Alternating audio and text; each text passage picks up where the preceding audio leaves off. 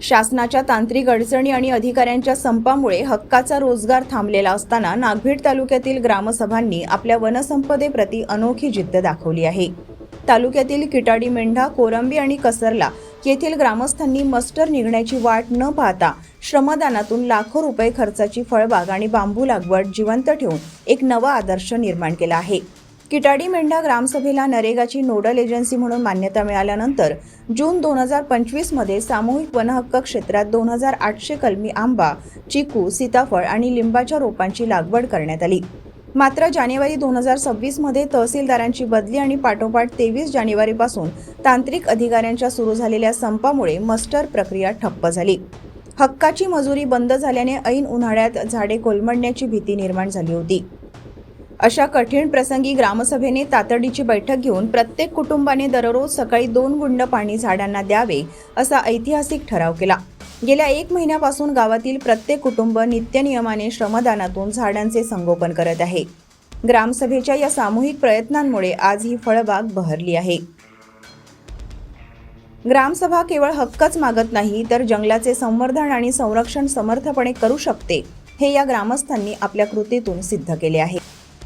नागभीड तालुक्यात एकूण 54 गावांना सामूहिक वनहक्क दावे मिळालेले आहेत आणि त्यानुसार कोरंबी, कसरला, किटाडी मेंढा, धामणगाव, सारंगड, खरबी, हुमा, मांगरूड या गावांना 30 नोव्हेंबर 2021च्या GR नुसार नोडल एजन्सी म्हणून प्राप्त झाली। त्यानुसार ग्रामसभांनी आपण सामूहिक वनहक्क दाव्यात मिळालेल्या ठिकाणी फळबाग लावण्याचा निश्चय केला। त्यानुसार त्यांनी पोर्टलवर गावे आणली। पोर्टलवर गावे आणल्यानंतर त्यांनी तहसील कार्यालयामध्ये पंचायत समितीमध्ये इस्टिमेट बनविले। इस्टिमेट बनवताना त्यांनी 2800 अशी रोपांची इस्टिमेट बनली, परंतु रोपे घेण्यासाठी पैसा नाही म्हणून गावकऱ्यांनी ग्रामसभा घेऊन गावातून वर्गणी काढून त्यांनी लाखो रुपये जमा करून प्रत्येक गावांनी कलमी रोपे घेतली। त्यामध्ये कलमी रोपामध्ये आंबा, चिक्कू, फणस असे विविध प्रकारचे कलमी रोपे घेऊन फळबाग सुरू केली।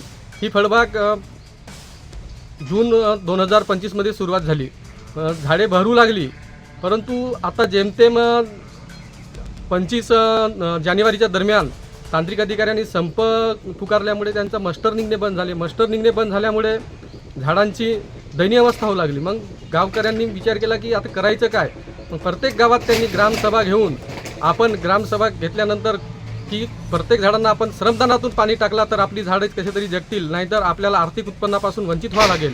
म्हणून ग्रामसभेने ठरवले की प्रत्येक कुटुंबातील एक व्यक्ती जाऊन दररोज 2 तरी घगरे झाडांना पाणी टाकेल। त्यानुसार गावकऱ्यांनी एक निश्चय केला आणि सतत 1 महिना किटाडी, मेंढा, कोरंबी यासारख्या गावांनी पाणी टाकण्यास सुरुवात केली आणि आज त्यांची झाडे प्रफुल्लित आहेत।